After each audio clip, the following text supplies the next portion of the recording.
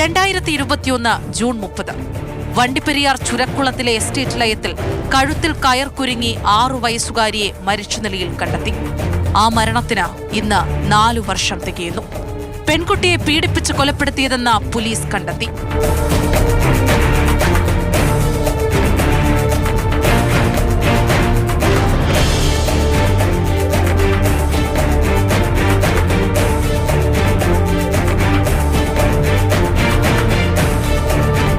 പ്രതിയെ കോടതിയിൽ ഹാജരാക്കി. പക്ഷേ തെളിവുകളുടെ അഭാവത്തിൽ കട്ടപ്പന വിചാരണ കോടതി അയാളെ വെറുതെ വിട്ടു. 2 വർഷം നീണ്ടുനിന്ന വിചാരണ. 2023 ഡിസംബർ 14 ആ വിധിയെത്തിയത്. അന്വേഷണത്തിലും തെളിവ് ശേഖരിക്കുന്നതിലും പോലീസിന് വീഴ്ച പറ്റിയെന്നായിരുന്നു കോടതിയുടെ കണ്ടെത്തൽ.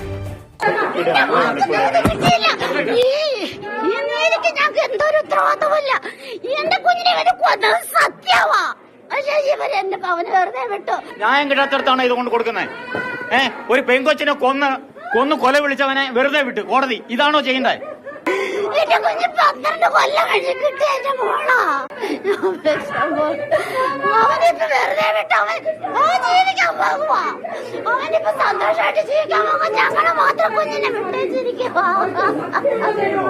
പോലീസിന്റെ ഭാഗത്തു നിന്നുള്ള തെളിവുകളെല്ലാം നമ്മൾ ശേഖരിച്ചാണ് കൊടുത്തത്. ബാക്കി ബഹുമാനപ്പെട്ട കോടതിയുടെ തീരുമാനമാണല്ലോ. നമ്മുടെ സ്പെഷ്യൽ PP ആയിട്ട് ബന്ധപ്പെട്ട് അപ്പീൽ സ്കോപ്പ് ഉണ്ടെന്ന് ഞങ്ങൾ പരിശോധിക്കും. എന്ത് തെളിവാണ് പോലീസിന്റെ ഉള്ളത്?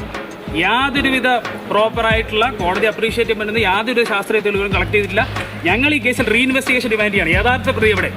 യഥാർത്ഥ പ്രതി എവിടെ പോയി? പ്രോസിക്യൂഷന് ലഭ്യമായ എല്ലാ തെളിവുകളും സാഹചര്യങ്ങളും ശാസ്ത്രീയ തെളിവുകൾ ഉൾപ്പെടെയുള്ളവ ഹാജരാക്കിയിരുന്നു. പോലീസ് അന്വേഷണത്തിൽ അങ്ങനെ പോരായ്മ എന്ന് പറയാൻ ഇല്ല. പിന്നെ ഏത് അന്വേഷണത്തിലും ആദ്യ ദിവസങ്ങളിൽ കുറച്ച് പോരായ്മകൾ അവര് അറിയാതെ തന്നെ വരാൻ ഇടയുണ്ട്.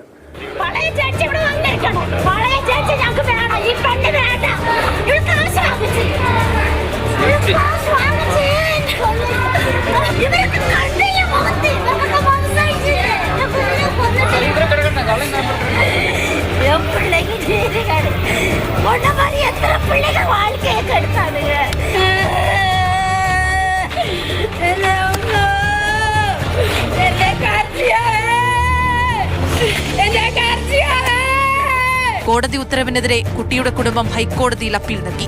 പക്ഷേ സർക്കാർ പ്രോസിക്യൂട്ടർ നിയമിക്കാത്തതിനാൽ ഇതുവരെയും വാദം ആരംഭിച്ചിട്ടില്ല. വിധി പറയുന്ന ഡേറ്റ് 2023 ഡിസംബർ 14 പറയുന്നത്. അതിനുശേഷം 4 ദിവസത്തിനകം തന്നെ അന്നത്തെ പോലീസും പ്രോസിക്യൂട്ടറും കൂടി ചേർന്ന് ഹൈക്കോടതിയിൽ അപ്പീൽ തയ്യാറാക്കി കൊടുക്കുന്നു. അത് ഒരാഴ്ചക്കുള്ളിൽ തന്നെ അവിടെ സ്വീകരിക്കുന്നു. അതിനുശേഷം ഇപ്പോൾ 1.5 വർഷം പിന്നിട്ടു. 1.5 വർഷത്തിന് മേളിലായി. എന്നിട്ടും നമ്മുടെ കേസിൽ ഒരു വായ്ദ പോലും ഇതുവരെ കോടതിക്ക് വന്നിട്ടില്ല.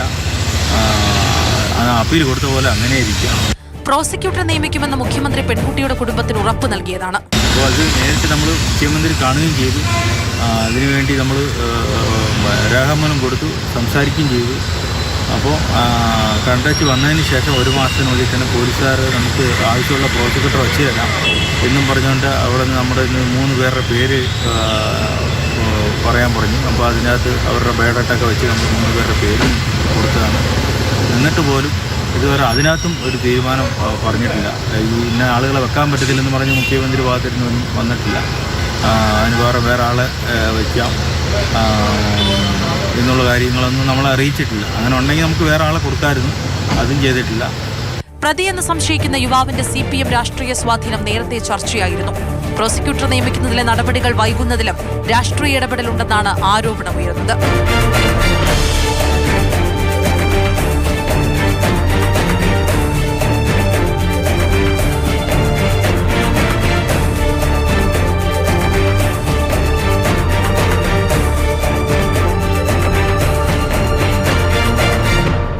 ആ 6 വയസ്സുകാരി പീഡനത്തിനിരയാക്കപ്പെട്ട് കൊല്ലപ്പെട്ടെന്ന് കണ്ടെത്തിയതാണ്.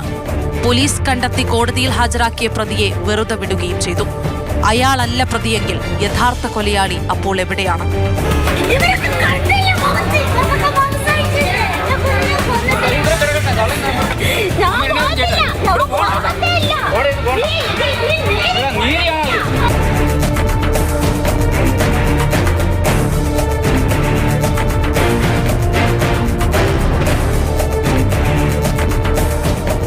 മാതൃഭൂമി ന്യൂസ്, ഇടുക്കി.